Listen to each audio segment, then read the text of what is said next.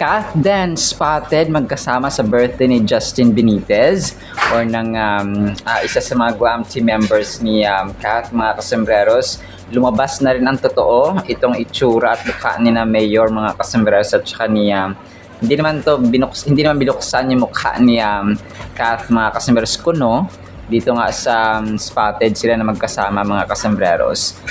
Pero unahin ko ito, dun sa may mansion ni Alden na pinapagawa, meron pa palang in-upload si Sir Pat Kaunan sa kanyang Instagram story, mga kasembreros, ng mga ginawa pa doon nila, no? Especially si Tisoy, mga kasembreros, doon ay namimili sila sa Ketal, Casabella, mga kasembreros, ng mga furniture or mga gagamitin pa sa ginagawang mansion or bahay ni CEO at Bachelor, mga kasembreros, na director at entrepreneur Alden Richards. So basta dito naka dark green or aqua green, mga kasembreros, si Alden. May ano dito may sinasabi siya. Hindi ko gaano dinig, pero mamaya i-play ko ito, mga kasembreros, para marinig, ma-appreciate po ninyo. Nakatag ito Ashton Corp Official. Tapos this is John and so on. So parang tiles yata ito, mga kasembreros. May isa pa yung yung tiles company na dito na previously ay pinuntahan niya ni Alden. Nakalimutan ko yung pangalan niya. Nakakala ko ay isang parang food siya or parang pagkain na franchise ni Alden, pero hindi pala, mga kasembreros.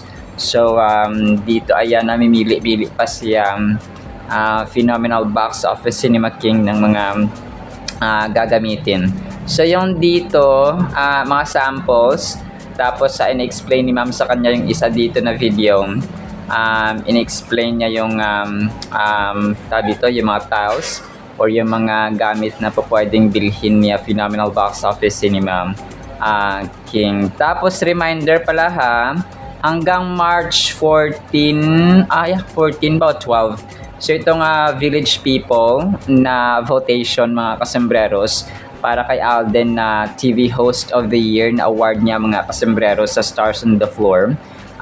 Yung VP Choice Award ay pwede nating i-download sa ating Play Store or App Store, mga kasembreros. Search nyo lang po ang VP Choice Awards app at saka web portal. Tapos hanapin natin doon yung search nyo lang, mga kasembreros, access po, pwede nating ma-access naman yung web portal niya. Type nyo lang po vpchoiceawards.com. Sa naman to, sa Chrome ninyo pwedeng i-search, mga kasembreros, tapos vote for Alden for the TV Host of the Year, mga kasembreros. So hanggang March 14 yung voting limit or deadline, mga kasembreros, ng bilang parang yung kalaban niya yata dito na male TV Host of the Year ay sina Dingdong Dantes, si Luis Manzano, Robby Domingo, ang pala si Martin Javier, mga kasembreros, no, kung ano pa. Hindi ko lang alam yung ibang mga nominated, pero yun po siya, mga kasembreros. Tapos, sige, isa sa mga major items natin. Ito na naman hindi ko alam kung edited ito, mga kasembreros, itong bagong video ni na Mark Alcalanga at saka ni Kath Kuno. Yung spotted sila last, mga kasembreros, sa isang mall na kung saan ay ice cream yung basta ito ay halatang edited, mga kasembreros, and hindi ko lang alam kung talagang yun nga dito sila yun, kasi ito yung totoo, mga kasembreros, hindi naman sila to parang edited na, mga kasembreros. So yun yung katotohanan dito. And hindi papato si Kath, para sa akin lang, hindi papato si Kath sa mga red flag na politician at saka may record ng ng excess, mga kasembreros, na sobrang dami. So yun, talagang siniraan si Mayor Mark Alcalá. So hindi naman yung paninira, kasi that's the truth, mga kasembreros. Si Mayor Mark Alcalá ay maraming naliling sa kanya At saka maraming naging parang ano siya no, bad rec, parang tawag dito parang red flag sa isang politiko na maraming nalilink sa'yo na babae, mga kasembreros. So sana may batas na gano'n no, pag maraming jowa tapos ano. So pero hindi, iniisip ko lang 'yun, mga kasembreros, na tawag dito na policy or rule na kapag ka gano'n na sobrang dami na at saka maraming hindi mo kasi maiwasan no, yung mga ganong issue sa ano sa social media. Kapag maraming nalilink tapos marami ka ng jowa, tawag dito parang moral conduct, parang something like that no, parang ethics no, parang ganoon, mga kasembreros. Pero sa tao na kasi yun hindi na natin siya makakontrol. Pero ito yung totoo no, lumabas din ang totoo, hindi sila hindi sila ito, mga kasembreros, edited lang, mga kasembreros. Tapos ito, next item natin, 14 hours ago, pinost ni Lad Sorio, si Alden, ito mga kasembreros, sabi niya, ang pogi naman ng isang Alden Richards, sabi niya, grabe si Alden, 30s na, pero super pogi pa din, hinihintay na ng lahat magka-girlfriend. Katsoy, nakaka-exciting love life. Inaabangan ng lahat, may lahi, mayaman, pogi, mabait, magaling na artista.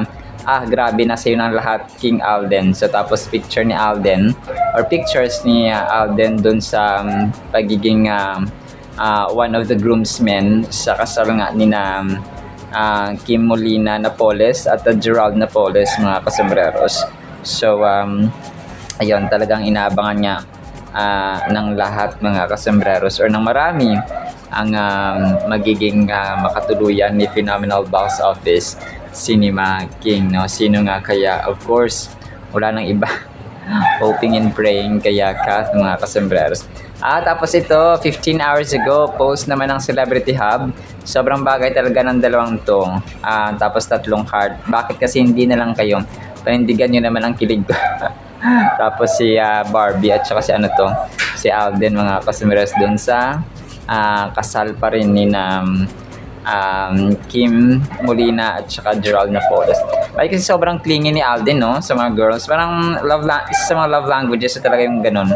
Hindi lang sa hindi lang sa girls, pati sa mga tropa-tropa niya lalaki. Parang parati nakaakbay, and even sa mga part ng LGBTQIA, mga kasembreros, na mga kaibigan niya ay ganun siya no. Talagang nakamagnet na yung ganun. Nakamagnet na yung ganung mannerism ni Alden. Para siyang behavior na ni Alden, yung touchy no, physical touch, mga kasembreros. Tapos ito, na-feature din pala siya kay Tito Boy Abunda, yung si Atisa Manalo, and of course yung gusto ni Atisa Manalo na maging leading man ay si Alden Richards, na mention din dito ni Tito Boy, mga kasembreros. Atisa Manalo is now a sparkle artist. Alden Richards gusto makatrabaho ni Atisa. So ganoon siya, mga kasembreros. So yan po, try kong play ito mamaya kung hindi tayo makaka-copyright, mga kasembreros, sa video na ito. So hoping and praying talaga. Tapos isa sa major items natin, spotted ba ang Kath din magkasama sa birthday ni, hindi to si Justin Benitez. Sino nga ba yung isa na Justin? Bermudez ba yun? Correct me if I'm wrong yung sinasabi nila na dating part ng glam team ni Kath, tapos ay nag-aral siya sa Spain, tapos kung kaya parang umalis siya ng ilang buwan or taon ba yun, mga kasembreros. Tapos parang sabi ng iba na merong issue at away-away sa Kath. So pero hindi yun totoo, mga kasembreros.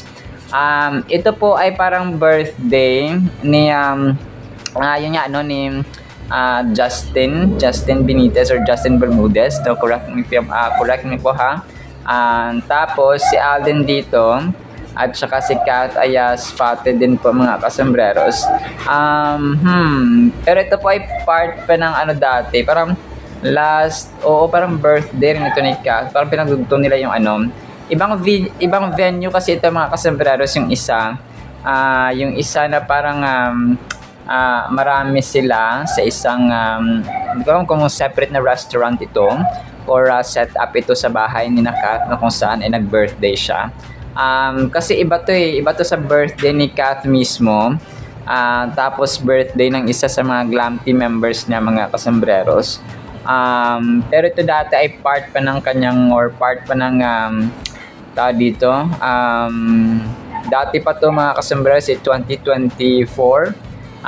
Na picture pa nila, mga kasambreros, na kung saan ay close pa ang Kath din, mga kasambreros. So medyo throwback lang ito, mga kasambreros, sa mga Kath Fanatics, no? So pero yun, dito wala tayong sightings sa kasalukuyan ng Kath din na magkasama, mga kasambreros, physically. But we know for a fact na nag-uusap naman sila personally, mga kasambreros, or secretly sa kanilang buhay-buhay. Tapos next item natin, ewan ko lang kung totoo ito, binibenta daw ang bahay or ang mansyon ni Daniel Padilla tapos para pambayad doon ng utang kaya ni Carla Estrada, kaya Catherine Bernardo, mga kasambreros.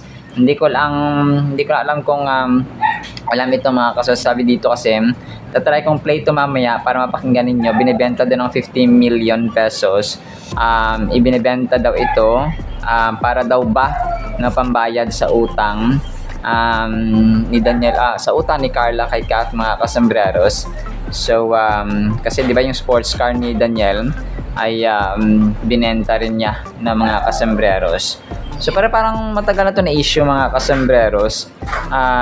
Tapos parang according nito kay OG Diaz, mga kasambreros, pero yung naka voice over ay babae, no? Pero yung source nila ay parang pinagbasehan nila yung kay Sir OG Diaz, mga kasambreros, na item. Yun. Tapos try kong i-play, mga kasambreros, para mapakinggan po ninyo ng inyong sarili po, mga kasambreros. Tapos next item natin, ito, pag sinesearch mo sa TikTok ito, na Catherine Bernardo, lalabas tong kay Mayor Mark Alcala, mga kasambreros, na kung saan ay nag-celebrate nga sila ng 2026 National Women's Month celebration sa Juana Bazaar. Na yun nga, nandun si Mayor Mark Alcala, mga kasambreros. So nagulat ako tapos nakakulat kasi dito, kunwari video lang, siya lang yung nandun, wala naman si Kath. Ang ginagawa ng iba na maka Mayor Mark Alcala, boto kay Kath at saka kay Mayor Mark Alcala, ang ginagawa nila, nilalagay nila yung pangalan ni Kath sa mismong hashtag nila sa TikTok. Para pag sinearch mo na Catherine Bernardo, ang lalabas na mga videos, kasama siya, kahit wala naman mismo doon si Kath sa video, mga kasambreros. Natatawa nga ako kasi may mga nagko-comment doon na, andyan ba si Kath? Andyan ba si Kath? Andyan ba si Sabi nung nag-reply, wala. So parang lang, parang dapat Mark Alcala lang yung hashtag. Pero ang ginagawa nila ay nilalagyan nila ng hashtag na Catherine Bernardo. Para pag nag-search ka sa TikTok ng pangalang Catherine Bernardo ay mag-a-appear ito kahit wala naman si Kath mismo sa mismong sa mismong video, mga kasambreros. So ewan ko lang kung bakit nila ginagawa ito, mga kasambreros. Tapos ito, si Alden ay na-feature din siya, mga kasambreros, at saka si Atisa, no, na kung saan nga ay gusto makatrabaho ni Atisa si Alden sa future na projects, mga kasambreros. So na-feature ito ng Showbiz Philippines 14 hours ago, mga kasambreros. My crush is Alden Richards. My dream leading man is Alden Richards. Maria Atisa Manalo, inamin na si Alden Richards ang crush niya at gusto niyang maging leading man niya. Officially kapuso actress na ang Miss Universe Philippines matapos sumali sa Sparkle Jimmy Artist Center. So yun, pumirma na kasi si Atisa Manalo ng kontrata sa GMA Sparkle Artist, mga kasambreros, Artist Center. So yun po, no. Tapos last item natin, mga kasambreros, kagabi nag-post yung SM BDO, SM In Focus, mga kasambreros, ng parang short video lang siya nung interview dati ni Alden with Sir Rico Hizon. na kung saan ay yung journey ni Alden ba bilang brand ambassador or ambassador ng BDO mga kasombrero. So dito ay parang na mention ni Alden na naloko siya pala no one time din ng parang finance manager siya mga kasombrero or parang taga-handle ng pera na something like that no. Yun yung na-mention dito sa video, pero mahaba kasi ito 15 minutes yung video na ito mga kasombreros. Pero last year pa ito ginawa ni Alden with Sir Rico Hizon mga kasombreros. Na-repost lang ng SMBDO kagabi or kahapon mga kasombreros. Yung short video niya, parang reminder lang ba no. Tapos yun, parang naloko siya kasi nga wala pang gaanong knowledge si Sir Alden at that time ay nag-invest siya ng malaking halaga, pero yun nga no, hindi pa kompleto at hindi pa buo yung kanyang knowledge when it comes to investments, when it comes to businesses. So kung kaya medyo naloko si Alden Richards mga kasombreros. So pero yun, medyo mahaba ito medyo mahaba itong kanyang video mga kasombreros. Kung gusto niyo po ay ipi-play ko po ulit no para po mapakinggan ninyo mga kasombreros yung buong interview with Sir Rico Hizon mga kasombreros. Yun, so doon ako na parang nalaman ko na although dati no may mga issue din na nabudol si Alden ng 1 million. Nag-invest siya sa ganito ganyan pero hindi pala nag-work no. At tinakbuhan siya ng kanyang business partner. So parang may ganong issue dati mga kasombreros. Pero yun, good thing at ngayon ay natuto na. No, sabi niya natuto na si Alden mga kasombreros sa kanyang pagkakamaling iyon. So which is definitely a good thing mga kasombreros no, or good news. Lahat naman tayo nagkakamali no. So yun mga kasombreros, although yun maliit na naman nahalaga yan kay Alden. Pag sabi mo 1 million parang barya lang yan kay Alden mga kasombreros, pero yung truth, yung fact na niloko siya, yun po yung medyo masakit or masaklap mga kasombreros. So yun, pero yun, try kong play to at ang mga videos na akin pong ipi-play para mapakinggan po ninyo mga kasombreros at ma-appreciate mismo. And then ang salita ng Panginoon na sobrang ganda at mahalaga sa ating buhay. So isang pinagpalang araw po ha sa bawat isa. The samples here. This is mainly, most of the products are actually stain resistant, scratch resistant, heat resistant. Boy, kasi lahat si Janelle naglabas eh.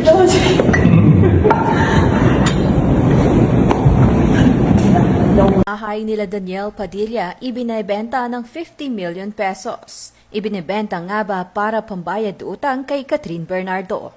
Matapos maipagbili ni Daniel Padilla ang kanyang sports car, ang kanilang bahay naman ngayon ng kanyang inang si Carla Estrada ang naka-post for sale.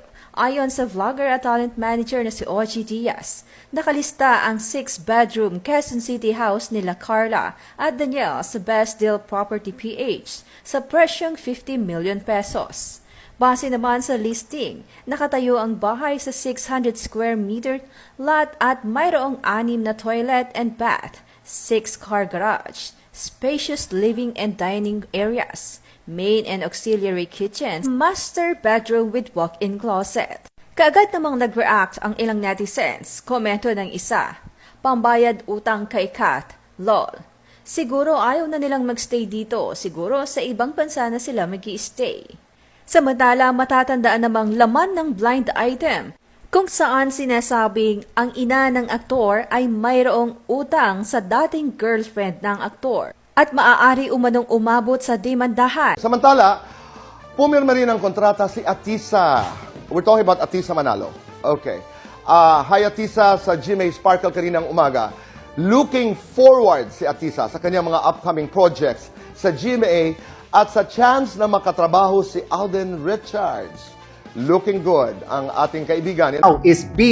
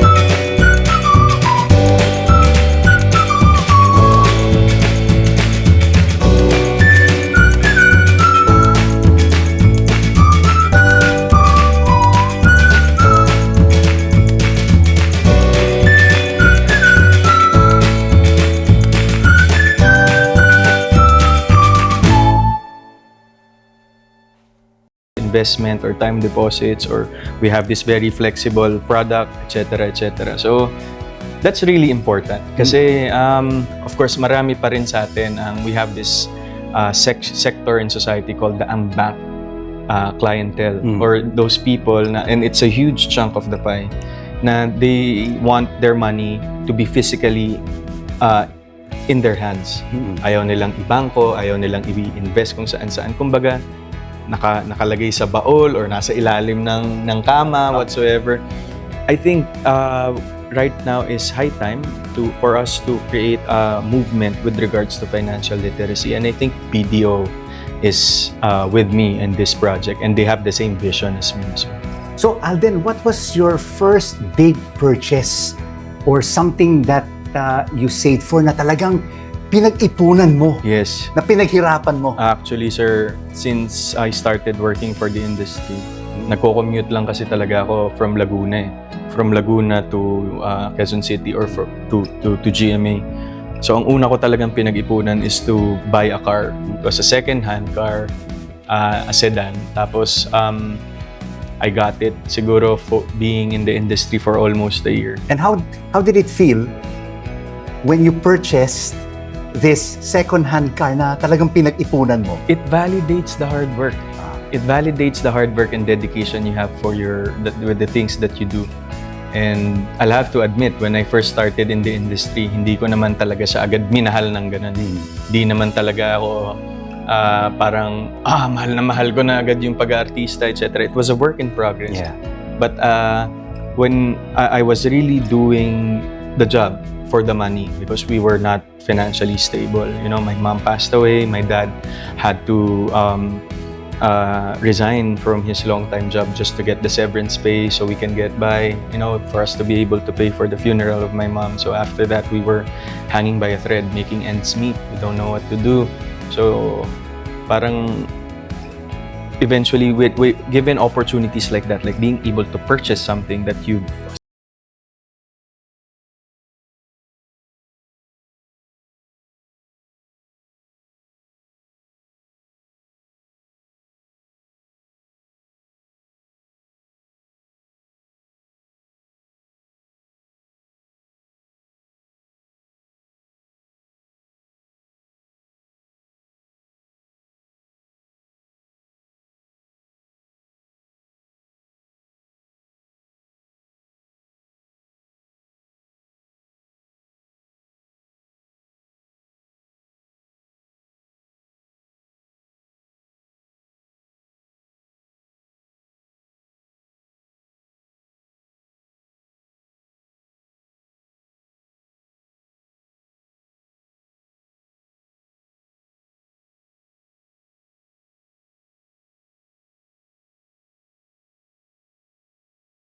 youth natin ngayon,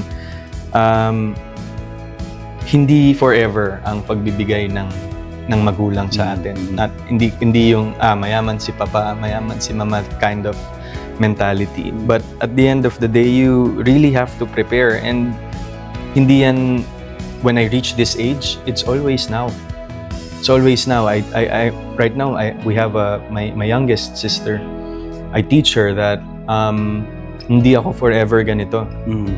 So sabi ko, whatever you're getting right now, you save up for it. I actually opened her an account with BDO. That's my gift to her nung birthday niya. Sabi ko, with this, you start to save, and then eventually, I will guide you in investing, because all of the knowledge I've got when it comes to my financials, sir, it's all from experience. Wala akong formal lesson, wala akong, I have mentors, I have advisors, but the best lesson talaga is experience. And cliche man, but it's the real deal. So, with that, try to navigate yourself where you are financially to the youngsters out there. It's not, wag niyong sabihin lagi, bata pa ako, I'm not for that, blah, blah, blah. I mean, age is just a number. It's always now. And then that's what I've realized. If I was able to really tell myself to be financially aware, sana noon pa, before I started. But I was quite aware because of my grandmother. She's very specific with her financial practices. So, yun. I mean, go online, all the information naman about finances. But sometimes the thing about going online with regards to being financially literate is too heavy with jargons, or with terminologies and practices. So the best deal is ask people, ask me, ask BDO. Ayan, ang ganda noon. So, Alden, you're very financially independent. You learn about savings, about investments from many people. If you would open a joint account with somebody, who would that be? My sister, sir. Ayan. Kasi right now, so far kasi yung youngest sister ko, siya na lang yung parang, of course, I have my kuya who lives abroad. And yung sumunod sa akin is already, I'm not saying that she's already financially literate. He also needs help. And I'm not saying I'm an expert, sir. I'm not claiming anything. I'm just well experienced. That one I can say. How important is it that you are BDO's brand ambassador? Ang ganda lang kasi, sir, like what I've mentioned with my interviews before, I've been a client of BDO for the longest time. I really wanted to be an ambassador for BDO, just also because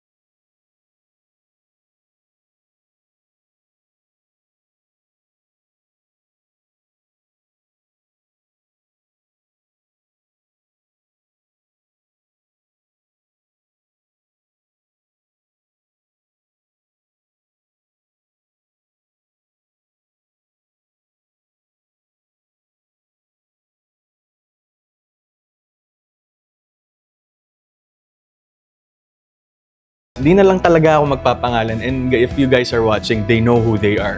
I'm sure they know who they are. Na only showed me the good side of the investment. And then with me having lacking the knowledge of all the things that yung mga twists and turns of this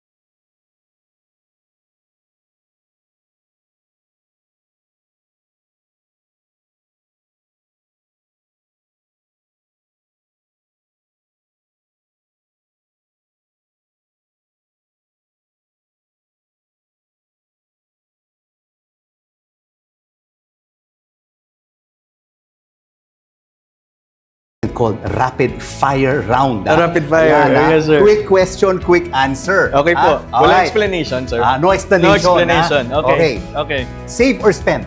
Save. Save. Sneakers or leather shoes? Sneakers.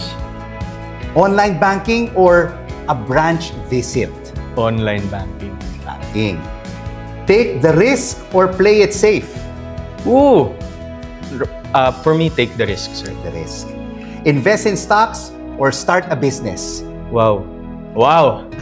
Hindi ko siya masagot, sir. Oo. Both. Both siya. Balance. Alright. Next question. Text or call? Call. Your banker? Call. Call. Hindi ba? Mahirap ang text, no? Oo, nami-misinterpret eh. Pay in cash or pay with your card? Sige, card na lang. Card na lang.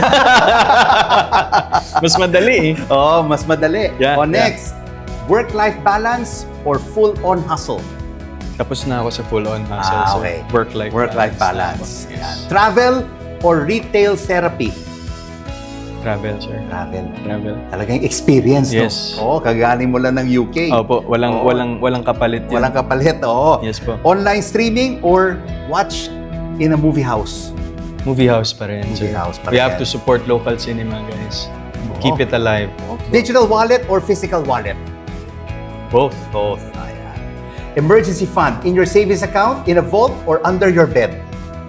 Emergency fund. Savings account, sir. Savings account. Savings With BDO. BDO. Heart or mind? Mine, sir.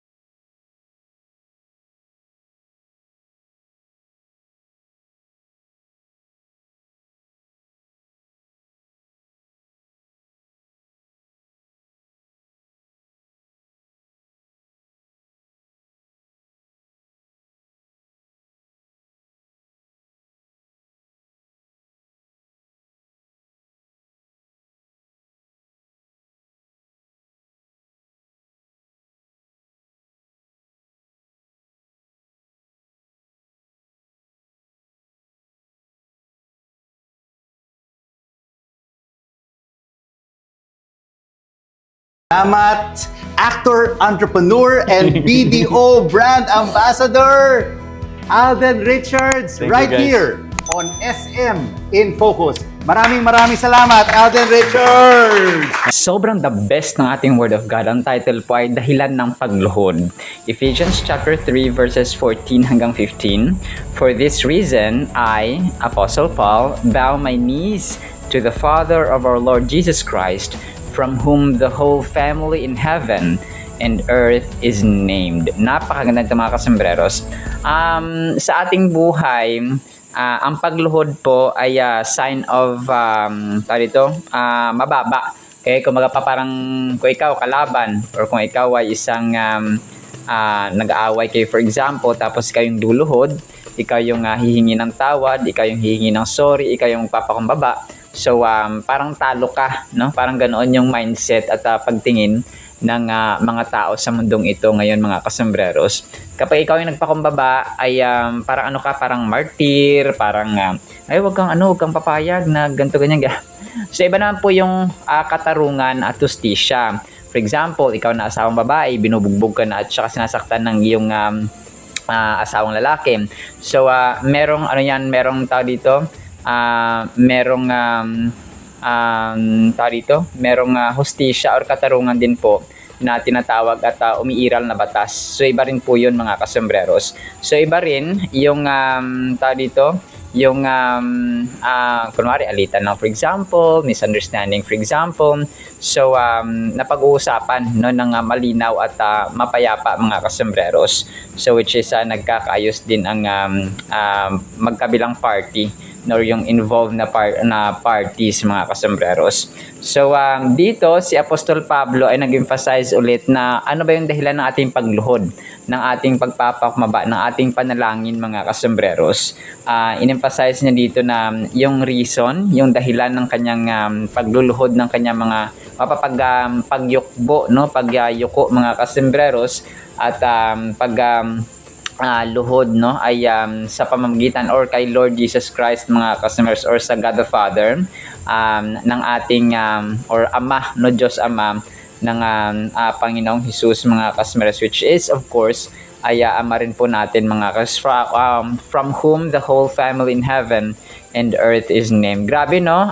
Power itong sasabi niya na from whom the whole family in heaven and earth is named. So ibig sabihin, ang mga pamilya, ang mga principalities, ang lahat-lahat ng mayroon sa heaven at saka dito sa mundong ito, mga kasembres, ay siya yung dahilan ng kanyang existence, ng kung bakit may pangalan, bakit nabubuhay, bakit kung pa yung purpose ba, yung kung pa yung centrality ng langit at saka ng lupa, mga kasembres, and even under the earth ay sa pamamagitan ni God the Father or the Lord Jesus Christ, mga kas. Walang ibang pamilya, walang ibang walang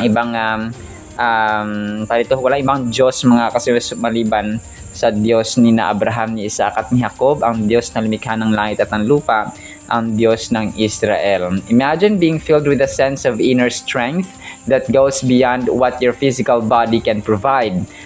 This is what Paul is hoping for when he prays for believers to be strengthened by God's Spirit in their inner being. So, kapag ayos kasi at malakas yung ating spiritual aspect, mga kasmas, yung ating spiritual being, kasi diba tayo merong physical, may soul, may spirit, mga kasembreros. So, yung physical body natin, ito lang yung usually natin na pinapakain, bawal magutom ng mga material food, no? Kailangan 3 beses kumakain sa isang araw, mamerienda pa. Yung ating spiritual being, ito yung ating kaluluwa, yung ating spirit, mga kasembreros. So, ang pagkain lang nito ay ang salita ng Panginoon. Okay? Kung wala ang salita ng Panginoon, everything is useless, manlulupaypay, magiging malnourished, at saka hindi pleasing sa harapan ng Panginoon, mga kasembreros, ang ating spirit or ang ating kaluluwa. So, yung spirit, ito yung connection natin sa Panginoon, mga kasembreros. Para siyang tulay or connector or charger, mga kasembreros, ng tao sa Diyos Ama. So, always remember na tayo po ay nilikha ng Diyos according sa kanyang image, according sa kanyang wangis. That is why kung merong God the Father, God the Son, God the Holy Spirit, tatlo sila, mga kasembreros, ang tao rin po ay composed of 3 personas or 3 elements, mga kasembreros. Physical, spiritual, at soul, mga kasembreros. So, body, soul, and spirit. So, ganoon po siya. Dapat maintindihan po natin yon, kasi ang tao, akala nila mabubuhay lang sa pamagitan ng pagkain na material.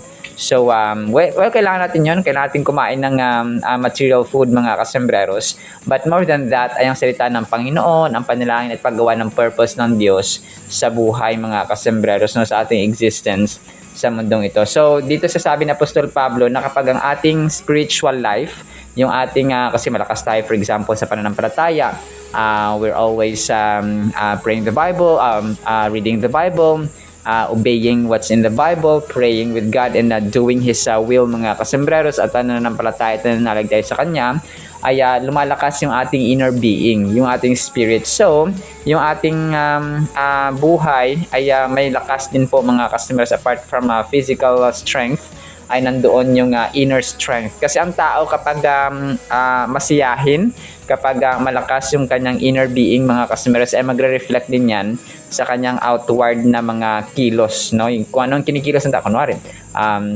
nakita mo, nakasimangot parati ang isang tao. So, ibig sabihin, yung kanyang inner being ay may problema. So, maaaring may dinadalang problema, may challenge, or bigat na dinadala sa kanyang puso't isipan, kung kaya ganoon, mga kasembreros. So, basta yun siya, no? Kapag malakas ang ating inner being, kapag mahina naman, ay mararamdaman at makikita natin sa outward naman na physical. Parang kung ano yung laman at ano yung dinadala ng ating inner being ay nakikita sa ating outward being, mga customers. It's like having a reserve of power and resilience that sustains you through life's challenges and trials. When we tap into God's strength, we can experience peace, courage, and hope even in the midst of difficulty. So ito yung inner strength natin. So lakas na nagmumula sa Diyos, mga kasembreros, na experience natin yung kapayapaan, yung determinado tayo, na masigasig tayo and courageous, mga kasembreros, at full of hope, no?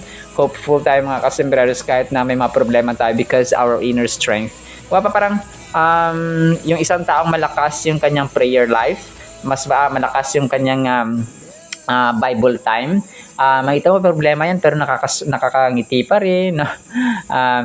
Nagiging courageous pa rin, malakas pa rin, mga kasembreros, at saka nakakasmile pa rin, no? Parang happy pa rin siya kahit may problemang dinadala. So that's one of the amazing works of the Holy Spirit of God, mga kasembreros, kapag nagre-reside ang Diyos, or na nakatira, no, naninirahan ang Espiritu ng Diyos sa atin. Kasi nga, kung saan ang Espiritu ng Diyos, may kapayapaan, may freedom, yung ating nare-renew tayo, mga kasunod, natutulungan tayo niya, may instruction tayo na may wisdom tayo na kung anong tamang gawin, and so on, mga kasembreros.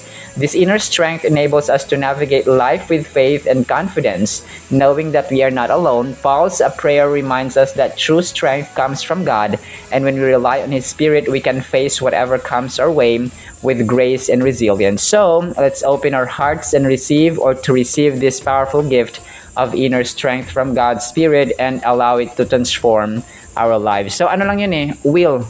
Yung decision ba natin, choice ba natin, mga kasembreros, na sumunod sa Panginoon, magbasa ng Biblia. Kasi ang tao, kapag gusto niya, may paraan yan no? Kung gusto mo talaga magbasa ng Biblia, talaga maglalaan ka ng panahon.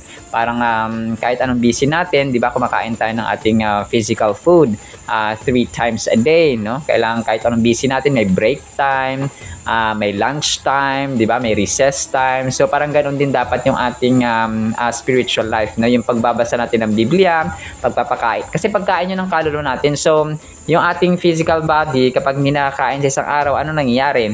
'Di ba? Parang nanlulupaypay tayo, and hindi kompleto. Hindi buo ang ating araw kapag hindi tayo kumakain sa isang araw. Maliban na lang siguro kapag ikaw ay nagfa-fasting. Pero bihira naman siguro nagfa-fasting or nag-aayuno sa atin, mga kasembreros, may mga special occasion lang siguro.